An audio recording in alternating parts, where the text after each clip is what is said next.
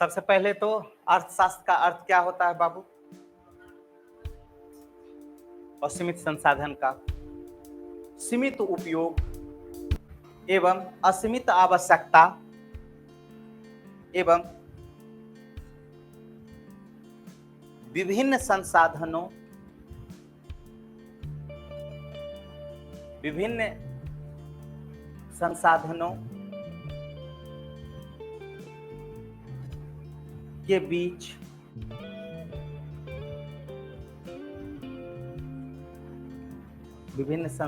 के बीच सामंजस्य बैठाने की कला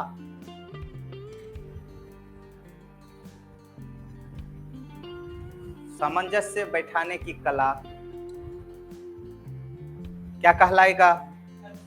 अर्थशास्त्र। सामंजस्य में बैठाने की कला अर्थशास्त्र के जनक एडम स्मिथ को माना जाता है, जबकि अर्थशास्त्र पुस्तक कौटिल्य द्वारा रचित राजनीति पे आधारित है। अब हम लोग देखते हैं, सबसे पहले बेसिक चीज समझ लेते हैं, उसके बाद हमारा राष्ट्रीय आय में हम लोग चलेंगे। हम लोग बोले, पहला क्या बोले? राष्ट्रीय आर्थिक समृद्धि।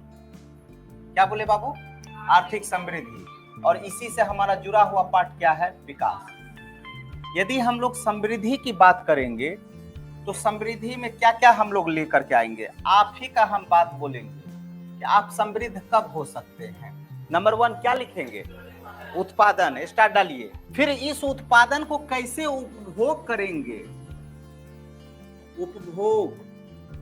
नहीं समझे? कोई भी चीज दो ही होगा, या तो वस्तु का क्या होगा? उत्पादन होगा, और नहीं तो क्या होगा? सेवा होगा। ठीक है, दो ही चीज। हम यहाँ ये पहले समझ रहे हैं कि समृद्धि का यदि हम लोग सूचक बनेंगे तो उत्पादन, उपभोग और चल करके विनिमय में क्या होना चाहिए? सामंजस्य होना चाहिए। ये तीनों में क्या होगा? सामंजस्य होगा, तब ही चल करके हमारे पास समृद्धि होगी। नहीं तो हमारे पास समृद्धि नहीं होगी, सिर्फ नाम का होगा। मान लो, सपोज करो उत्पादन जो है 1 कुंटल हो रहा है। कितना हो रहा है? 1 कुंटल है उत्पादन। ठीक है, अब ये जो हमारा दो चीज पे मार्केट छिपा रहता है, डिमांड और सप्लाई, मतलब मांग और पूर्ति। क्लियर है ना? अब मान लो यहाँ 1 कुंटल प्रोडक्शन उत्पादन हो रहा है और यहाँ मांग जो है हो रहा है 5 कुंटल, तब क्या होगा?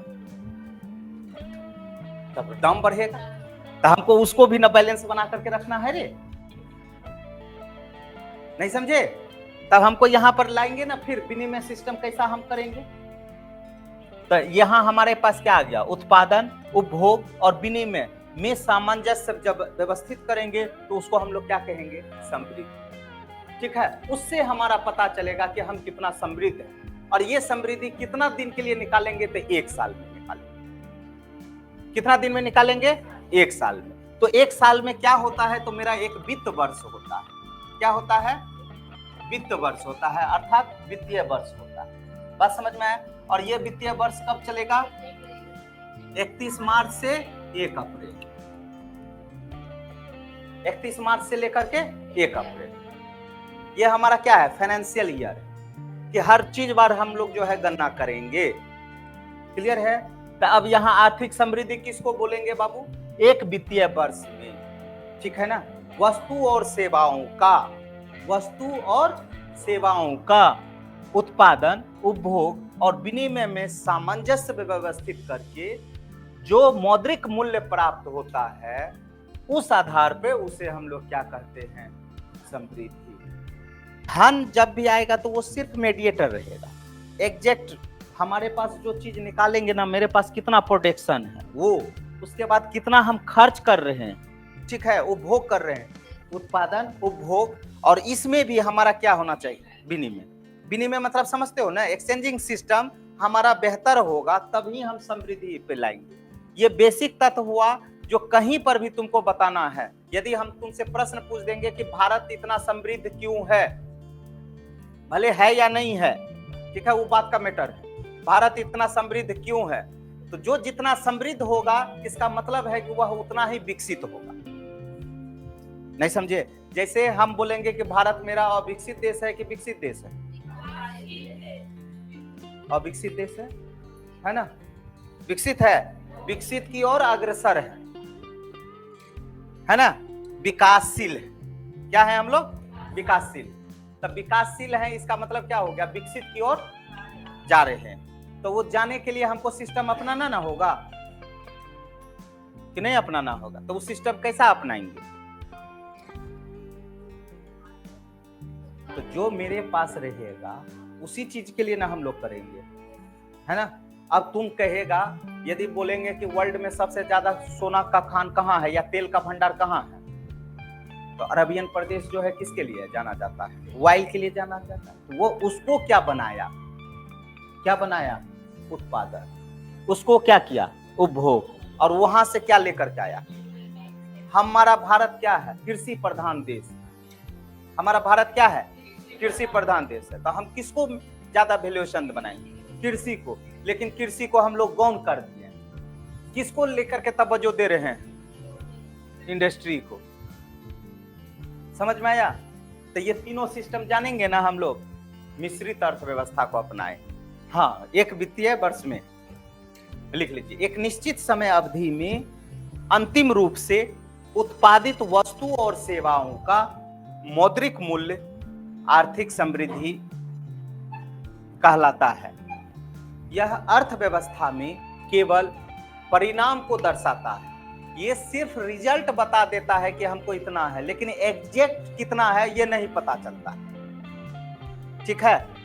इसके लिए फिर आगे लिख लो, यह वितरण, विनिमय, पर्यावरण, सामाजिक संरचना जैसे शिक्षा, स्वास्थ्य, चिकित्सा, निवास को प्रदर्शित नहीं करता है। लीजिए, इनके गणना के लिए नेशनल इनकम मतलब राष्ट्रीय आय का सहारा लिया जाता है।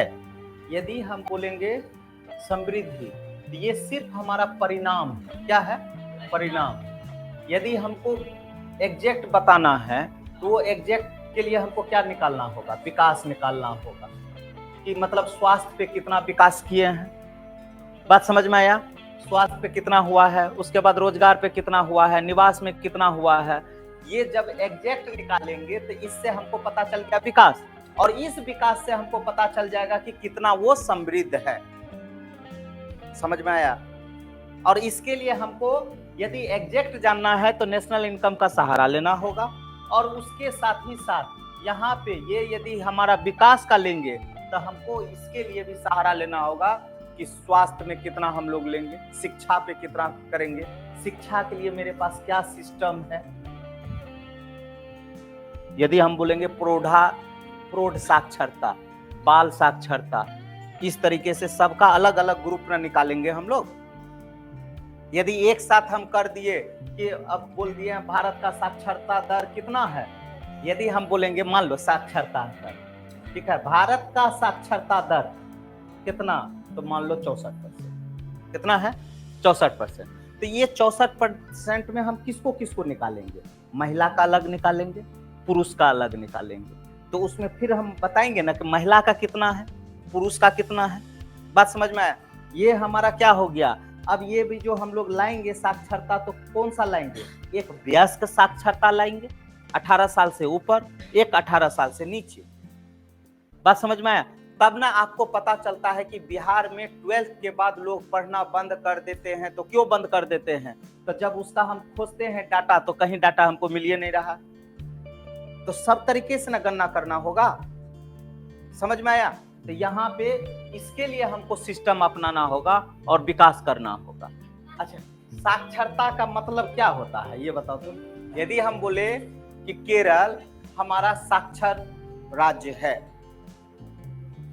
तो साक्षरता का अर्थ क्या होगा? जो पढ़ना जानता है, लिखना जानता है और बोलना जानता है, ठीक है ना, उसको हम लोग साक्षर कहते हैं। उसको हम लोग क्या कहते हैं? साक्षर कहते हैं। अब हम दर निकालेंगे, तब रेशियो में ये हम पता करेंगे कि ये जो लिखने वाला व्यक्ति है ना, कहां तक लिखता है, 10 तक है कि 12 तक है कि हमारा PhD तक है, तब उसको डिवाइडिंग करेंगे हम लोग।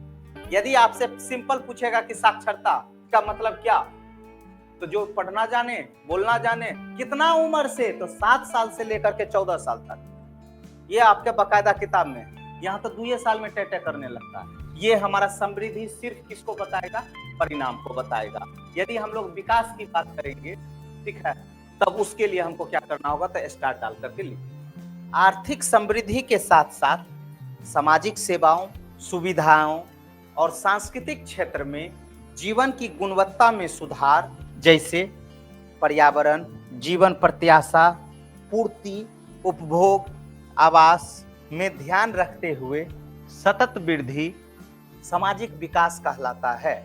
अर्थात यहाँ परिणाम के साथ साथ गुणवत्ता को भी, गुणात्मक वृद्धि को भी, या गुणवत्ता वृद्धि को भी बतलाता है। आर्थिक विकास का माप PQLI, physical quality of life index, इसको हिंदी में बोलते हैं हम लोग जीवन का भौतिक गुणवत्ता सूचक HDPI, मानव विकास गरीबी सूचकांक। फिर क्या पढ़ना है हमको? PPP, परचेजिंग पावर पैरिटी, मतलब इसको हम लोग हिंदी में बोलते हैं क्रय शक्ति। फिर NEW, नेट इकोनॉमिक्स वेलफेयर। फिर GDI, जेंडर डेवलपमेंट इंडेक्स, लिंग विकास सूचकांक। इतना चीज हम लोग पढ़ लेंगे तो हमारा जो है इसी विकास को पता चल जाएगा। बात समझ में आया? अब यहाँ ध्यान देने वाला बात है कि ये विकास ही हमको बताएगा कि कौन सा देश कितना समृद्ध है। समझ में आया कि कौन सा देश कितना समृद्ध है? स्टार डाल करके लिख लो। कोई देश कितना समृद्ध है उस देश की विकास व्यवस्था पर निर्भर है। पहला PQLI, यह 3 मदों पर निर्भर करता है। जीवन प्रत्याशा मतलब समझे? Life index. यदि मान लो तुम्हारा बिहार का जीवन प्रत्याशा कितना है? 65 साल, ठीक है, 65 साल। और केरल का जीवन, अभी भारत में सबसे कम जीवन प्रत्याशा जो है वो असम का है। असम का वहां का लोग मैक्सिमम कितना 55 साल, 54-55 साल जीता है। और सबसे ज्यादा जीवन प्रत्याशा किसका है? तो केरल का।